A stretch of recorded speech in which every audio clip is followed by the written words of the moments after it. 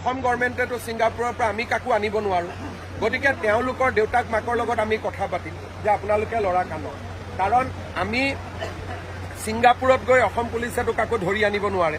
সেইবাবে এটা ব্যৱস্থাৰ মাজেৰে আমি তেওঁলোকক আনিব লাগিব। 6 তাৰিখলৈকে সময় আছে, যদি নাহে আমি যিমান পাৰোঁ কঠোৰ হ'বৰ কাৰণে আমি চেষ্টা কৰিম।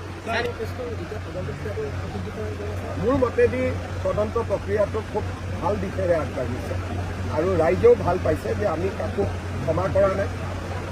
যোনে ঘটনাৰ লগত জড়িত তাকে আমি গ্ৰেপ্তাৰ কৰিছোঁ, কাকো আমি VIP ট্ৰিটমেণ্ট দিয়া নাই, সকলোকে আমি সমানে জেৰা কৰিছোঁ। গতিকে মই যিমান ৰাইজৰ লগত কথা পাতিছোঁ, ৰাইজ যথেষ্ট সন্তুষ্ট। অসম চৰকাৰে যি ধৰণে তদন্তৰ প্ৰক্ৰিয়াটো আগবঢ়াই লৈ গৈছে।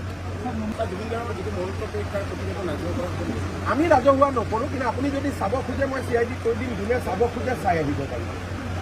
লুৰিণজ্যোতি গগৈয়ে বিচাৰিছে চোৱাৰ কাৰণে, CIDয়ে তেওঁক মাতি আনি দেখুৱাই দিব। আমিতো ৰাজহুৱা কৰিব নোৱাৰোঁ, কিন্তু যাতে মানুহৰ মনত কোনো সন্দেহ নাথাকে, কোনোবাই যদি চাব খোজে CID অফিচত গ'লে আগতে IGPৰ সময় লৈ গৈ চাই আহিব পাৰিব, আমাৰ কোনো আপত্তি নাই। চেম লাইনত ৰাজহুৱা কৰি যদি মই প্ৰকাশ কৰি দিওঁ, তেতিয়াহ'লে কোৰ্টৰ বিচাৰত সেইখনৰ কোনো ভেলু নাথাকে। So same like Shyam Kanu Mahanta, Akhil Gogoi is also demanding the CBI inquiry. Akhil Gogoi, Debabrata Saikia আৰু শ্যাম কানু মহন্ত তিনিজনে একেলগে CBI ডিমাণ্ড কৰি আছে। কথা পাতি ডিমাণ্ড কৰিছে একেলগে নে কাকতলীয়া সংযোগ হৈ গ'ল কিবা কাৰণত, সেইটো মই নাজানো, কিন্তু তিনিজনৰ দাবী একেটাই।